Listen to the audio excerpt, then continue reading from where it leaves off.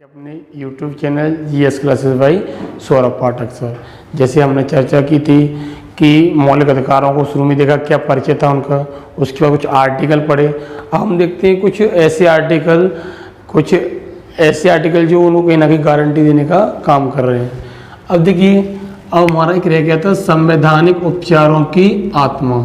संवैधानिक उपचारों की आत्मा बोल लीजिए या संवैधानिक उपचार बोल लीजिए। तो ये जो आत्मा शब्द है वो डॉक्टर बी.आर. अम्बेडकर ने दिया हुआ है। अनुच्छेद 32 में उल्लेख मिलता है हमको किसका, संवैधानिक उपचार। फिर इसका जो उपनाम है वो क्या है, संवैधानिक उपचारों की आत्मा है। अब आर्टिकल 32 में है क्या, रिटें, समादेश या न्याय का झरना। रिटें कुछ नहीं है, हमारे मौलिक अधिकारों को बचाने के लिए न्यायालय द्वारा क्या किया जाता है, कुछ रिटें जारी की जाती हैं जिससे हमारे मौलिक अधिकार सुरक्षित रहते हैं। तो अगर देखिए गारंटी कौन देगा, सुप्रीम कोर्ट। तो आर्टिकल 32 से तो गारंटी देता है सुप्रीम कोर्ट, और आर्टिकल 226 से गारंटी कौन देता है, हमारा हाई कोर्ट। तो हाई कोर्ट का जो मुद्दा है उसको हम बाद में पढ़ेंगे।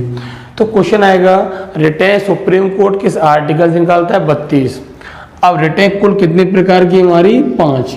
तो 5 प्रकार की रिटों का हमें उल्लेख मिलता है। अब हम देखते हैं रिटें कौन कौन सी हैं। तो एक रिट है हमारी बंदी प्रत्यक्षीकरण। बंदी प्रत्यक्षीकरण कुछ नहीं है, इसका अर्थ है को पेश करना या जिसको गिरफ्तार किया है उसको पेश करना। मान लीजिए किसी व्यक्ति को गिरफ्तार कर लिया है और 24 घंटे से अधिक हो गए हैं और उस व्यक्ति को न्यायालय में पेश नहीं किया गया है, तो एक रिट जारी की जाती है, उसे बोलते हैं हम बंदी प्रत्यक्षीकरण। अब ये जो बंदी प्रत्यक्षीकरण है जब जारी की जाएगी, जब किसी व्यक्ति को गिरफ्तार किए हुए 24 घंटे से अधिक समय हो गए हो। फिर न्यायालय जारी करता है कि आप उस व्यक्ति को पेश करें। अगला आता है परमादेश। परमादेश कुछ नहीं है, जो सार्वजनिक हमारे क्षेत्र हैं उनमें जो अधिकारी बैठे हुए हैं वो अपने कर्तव्यों का पालन ठीक तरीके से ना करें तो उनके लिए एक आदेश आता है और उसे हम बोलते हैं परमादेश। परमादेश जो है वो जारी किया जाता है और कहा जाता है कि आपको जिस कार्य के लिए नियुक्त किया गया है आप उस कार्य को सही तरीके से पालन करें। तो जो सार्वजनिक क्षेत्र होते हैं, गवर्नमेंट सेक्टर होते हैं, उनके लिए रिट जारी की जाती है। अधिकार परीक्षा, कोई भी व्यक्ति अपने क्षेत्र से अधिक काम करता है, जैसे कोई मान लिया हमने पुलिस प्रशासन ले लें, एसआई अपने पद का प्रयोग करेगा ना कि दूसरे पद का प्रयोग करेगा। अधिकार परीक्षा में क्या बताया गया है कि आप अपने से अधिक बड़े पद का प्रयोग नहीं करेंगे, आप केवल अपने पद का ही प्रयोग करेंगे। तो अगर एक व्यक्ति दूसरे व्यक्ति के पद का प्रयोग करता है तो एक उसके लिए वारंट जारी किया जाता है, उसको बोलते अधिकार परीक्षा। आपको क्या अधिकार था कि आपने उस पद का प्रयोग किया। उत्प्रेषण और प्रतिषेध, ये न्यायालय द्वारा न्यायालय के लिए जारी किए जाते हैं। उत्प्रेषण का अर्थ है प्रमाणित होना या सूचना देना। जो मामले लंबित डले हुए हैं अपने से छोटे न्यायालय हैं उनमें, तो जो मामले काफ़ी टाइम से लंबित डले हुए हैं तो न्यायालय बोलता है कि इन मामलों को मेरे पास भेजा जाए या मेरे पास इसकी सूचना दी जाए। तो उत्प्रेषण का जो रिट है वो न्यायालय द्वारा न्यायालय के लिए ही जारी की जाती है। अब देखते हैं प्रतिषेध। प्रतिषेध का अर्थ है रोक लगाना। तो याद रखिए ये भी न्याय क्षेत्र से ही है, न्यायालय द्वारा न्यायालयों के लिए जारी की जाती है और कहा जाता है आप अपने क्षेत्र में ही काम करें, कोई अधिक क्षेत्र में आप काम ना करें। तो याद रखिए रोक लगाने के लिए, कार्य पर रोक लगाने के लिए रिट जारी की जाती है, उसे बोलते हैं हम प्रतिषेध। तो क्वेश्चन आएगा संवैधानिक उपचारों की जो आत्मा या संवैधानिक उपचार है वो आर्टिकल 32 में उपनाम संवैधानिक उपचारों की आत्मा है। रिटें या समादेश मिलता है, इसमें हमको गारंटी कौन देगा, सुप्रीम कोर्ट। फिर रिटें कुल कितनी हमारी 5। किसी को गिरफ्तार कर लिया है और न्यायालय में पेश नहीं किया जा रहा है तो बंदी प्रत्यक्षीकरण आएगी।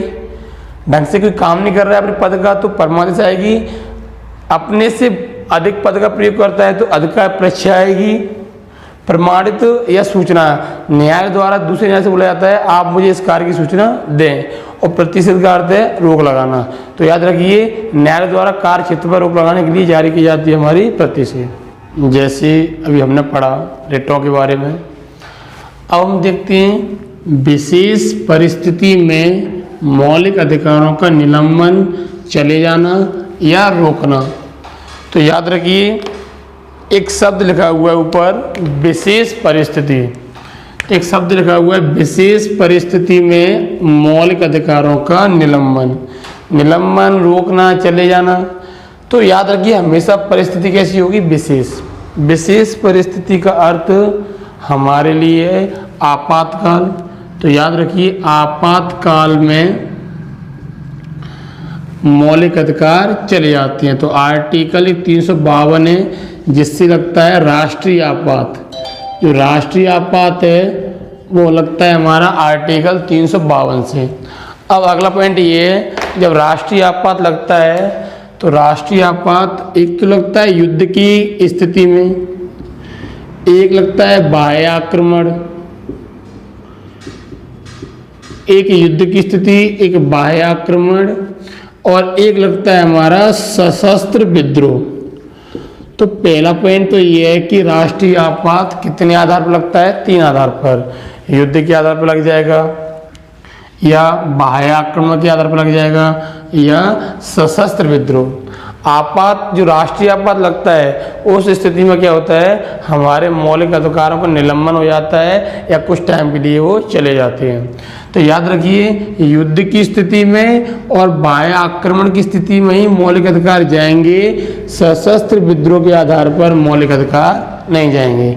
तो एग्जाम में आएगा किस आधार पर मौलिक अधिकार नहीं जाएंगे, सशस्त्र विद्रोह। जब तक सेना जो विरोध करती है वो कहलाता है सशस्त्र विद्रोह। अब देखते हैं 2 टाइप से, अनुच्छेद 358 और अनुच्छेद 359। अनुच्छेद 358 ये बोलता है कि युद्ध और बाह्य आक्रमण अगर हो रहा है तो 19 के जो अधिकार जाएंगे वो किस आर्टिकल से जाएंगे, 358। 358 जो आर्टिकल है उससे 19 के सभी अधिकार चले जाते हैं। 19 के जो अधिकार जाएंगे वो 358 से जाएंगे। अब अगला पॉइंट और समझना है, 19 के अधिकार जाने के लिए घोषणा नहीं करनी पड़ती। राष्ट्रपति केवल ये बोलेगा भारत से युद्ध हो गया है, या राष्ट्रपति बोलेगा बाह्य आक्रमण हो गया है। तो राष्ट्रपति ये नहीं बोलेगा कि 19 के आर्टिकल जा रहे हैं, राष्ट्रपति केवल ये बोलेगा कि 19 के अधिकार, राष्ट्रपति केवल ये बोलेगा कि युद्ध हो गया है या बाह्य आक्रमण हो गया है। इस आधार पर क्या होगा, 19 के सभी अधिकार स्वतः ही चले जाएंगे।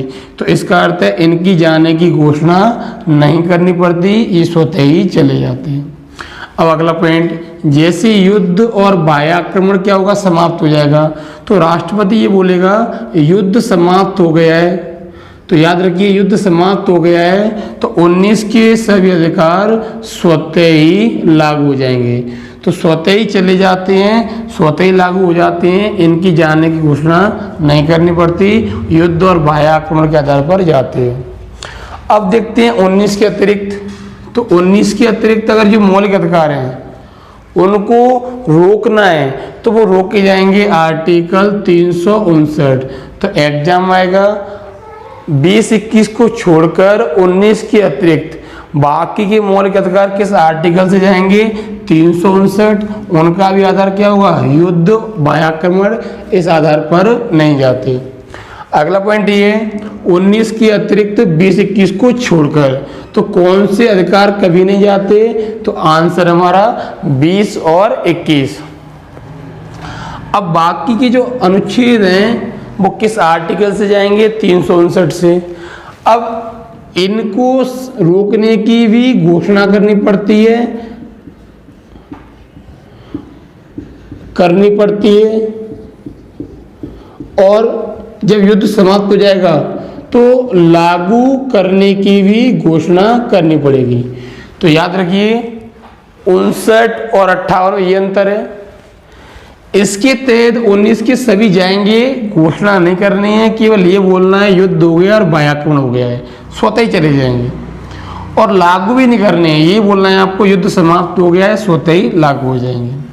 ठीक वैसे 359 19 के अतिरिक्त 20-21 को छोड़कर, तो 19 तो जा रहा है 58 से, 20-21 को छोड़कर बाकी सब किससे जाएंगे 359।